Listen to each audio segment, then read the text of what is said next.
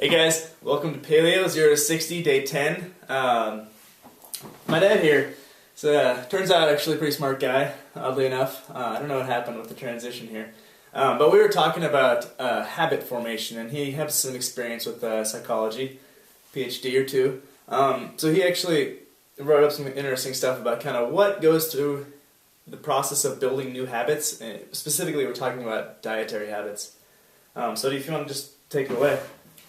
Yeah, we got into this actually by our whole focus really is in our chats is about how do we help ourselves and other people make these kinds of habit transitions that make us healthier as easily as possible. Where are the places where we get stuck, or what is it we need to understand that would make it easier? Yeah, because you're always going to get stuck if you're making such a giant change. Such a huge change, and educating yourself as you go and all that. There's so much stuff to learn on any of this. So I started talking about habits to Jeff and how they're formed and how you break them, and he thought that would be a good topic.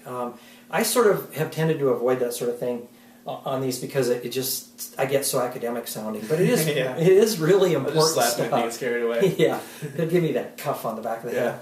So I just want to talk about how we make habits and how we break habits and the kinds of things we can do to manage them. Habits are interesting. Our nervous systems are designed biologically. We're designed to be very efficient in the amount of energy we put out when we emit behaviors. We make things unconscious that we practice a lot. So any really important behavior, we're going to do a lot rather than a little. And so our systems are designed to make those things really streamlined. That means we're not going to spend a lot of energy making them really conscious all the time and having to think about them. We're going to make them very unconscious. So we're going to get good at them, and the better we get, the less conscious we'll be. That's both a terrific efficiency and a real problem when you want to create change. Mm-hmm. We have to essentially reverse that process in some ways to be able to promote change in ourselves.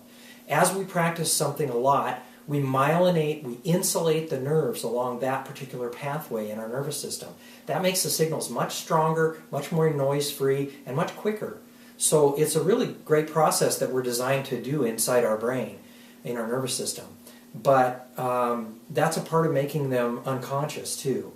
So, for example, when we learn to walk and talk, when we were small, those are incredibly complex tasks. You think about how long it takes a kid to learn to walk, and it's even longer to learn really how to speak and how to use language. So we've learned to communicate by putting together and walk, by putting together all these really complex systems, by practicing. You watch a kid, the one thing they do, they're not worried about making a mistake. They fall on their butts all the time. Mm-hmm. They say things that don't make sense. They just keep practicing and sort of chipping away at it. Yeah. And that's actually part of what we need to do. And sort of moving it from you need to consciously force yourself to do something into just, we can both walk and talk without really thinking about how am I moving my lips and my mouth. Yeah, if we actually had to do that, like if we had to think of every muscle we used when we walked, we'd be totally useless. We'd be crawling. Yeah. We wouldn't get anywhere. So it's really important that these things become automatic. Yeah. But that means that all our habits work that way. That's the way our nervous system works. Mm-hmm. It's very economical.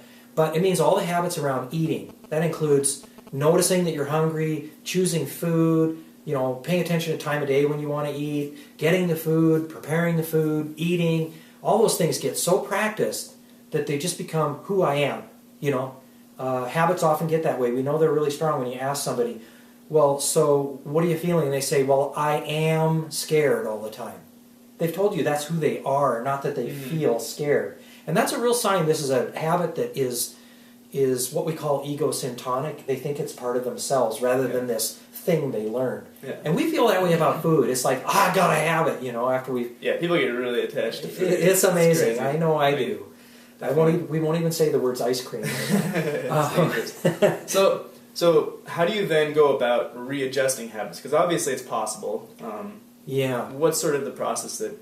It helps to understand how they work and how you both learn them and unlearn them. Because it's all the same kind of process.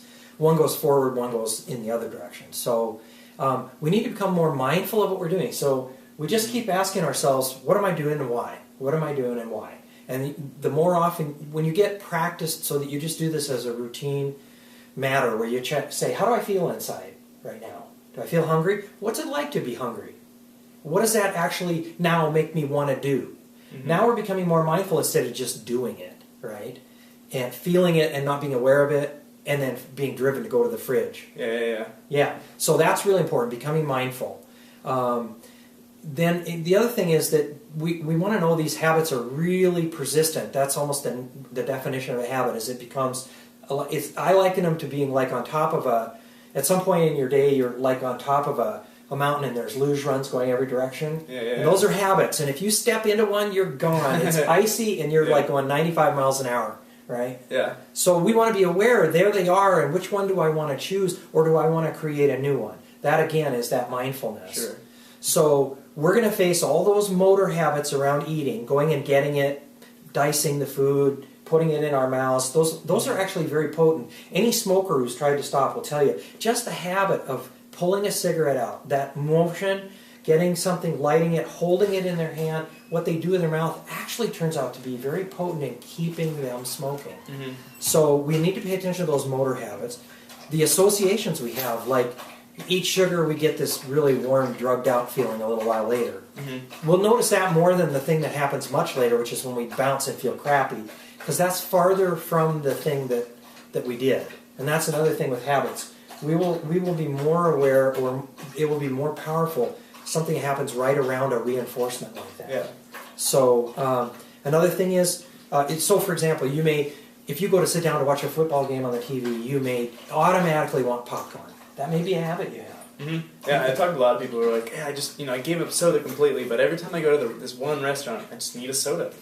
Because they've just got those associations and habits built in. Yeah. Then we also have these physiological set points like I was running into this week, where I reached a weight where I had been for years, and so my body has all these habits physiologically around that, and it will also entrain my motor habits and things so that I want to behave in a way that maintains that set point, and I'm completely unaware of those. Yeah, it makes sense that you'd have both conscious things that you can notice and be aware of, and then also just body functions and body habits, even like hormonal or chemistry-wise, they would also be the habits form that you're not necessarily even possibly being conscious right. of. So to break these things, these motor habits, these associations, these physiological set points, we actually need to extinguish the old habits, kill them down, and strengthen the new ones. And we actually do that at the same time. When you're building one, you're actually extinguishing others. Mm-hmm. That's the interesting thing.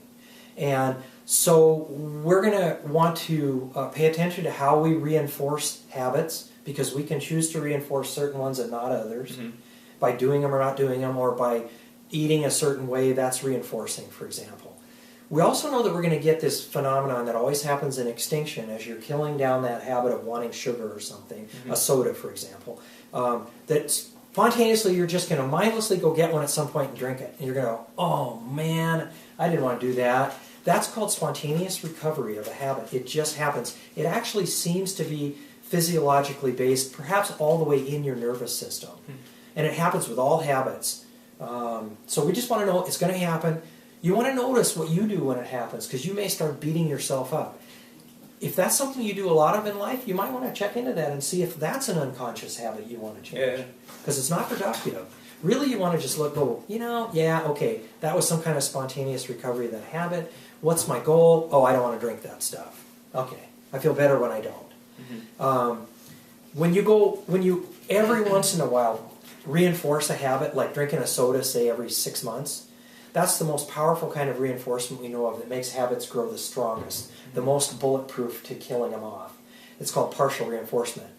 An example of that would be, you've all probably seen the mom or dad in the grocery store who's got the kid who's hungry or tired or whatever in the cart, and the kid's going, Mom, Mom, Mom, or Dad, Dad, Dad, and the dad's ignoring him, or the mom's ignoring him, and the kid goes like 100 times, enough to drive you crazy, and finally the mom or dad goes, oh yeah, okay, and takes care of it. They think they're teaching the kid not to do it by waiting. What they've done is teach the kid to persist doing it 200 times, and then they'll get what they want. We don't want to do that with food. So once you start a program, you really want to do your damnedest to stick with it. Yeah, I think that's why a lot of people have come to the sort of 30-day, 40-day recommendation for starting with paleo, is because that, like the first 2 weeks, in my mind, are very difficult, because you're actually building a lot of new habits in, like, how do I shop? How do I cook? What do I eat? while confronting the old Yeah, ones. exactly. So you need to give it a long enough period of time where you sort of pave some new pathways and start to like fill in some of the old ones. And it really helps to do this with Yeah. somebody who's done it before, so it's incredibly helpful to me. I don't think I wasn't able to do it till Jeff was here to sort of help me stick Yeah, with because it. I have already built those habits and I can teach other people. So yeah, find a buddy if you want to do this. And even a buddy who hasn't done it before necessarily, you'll be able to help each other with, maybe you figure out how to shop or how to find grass-fed meat, and he can figure out how to cook, like, I don't know, something delicious, some sort of paleo gravy thing. So, yeah, so you share ideas. That's why it would be helpful. And sometimes when you don't feel like prepping food, maybe the other person can, and that's really helpful.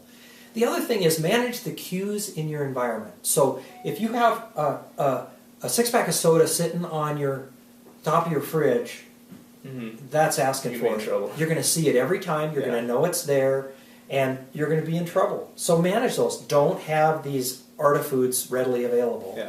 I'll say artifoods, new word we've now coined. It stands for everything that's not real food that's available to us. Yeah, so artificial foods. So, we want to be aware of those and not have them around. And don't, for example, when Jeff said that, when he mentioned a friend who whenever he went to a restaurant just had to have a pop. Don't frequent places that have those artifoods that you just have learned to crave.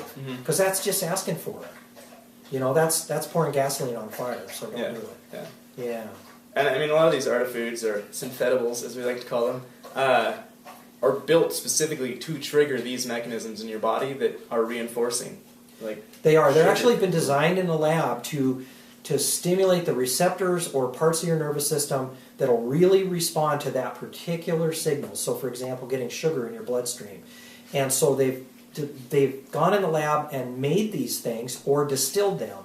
And, we can use that knowledge of receptors either for good, like with a paleo diet or CrossFit workouts, or for evil, like making artifoods that really poison us for profit. So, it's good for us to become more and more mindful of what it is we really want to put into this computer we call our body that actually is the right data, so that we'll get the result we want. Because if you put garbage in, you're going to get garbage out. Yep. All right, guys. I hope that was somewhat enlightening. Definitely. Write us, will you? If I Yeah. talk in too many weird words or in like an academic psychologist, then I haven't really served the purpose I wanted to. So write me and tell us and ask questions. Questions are good. That's how we're all going to learn. Yeah. Thanks. Cool. All right. Go out there and eat some non-artifood food. Yeah. No synthetables. Yeah.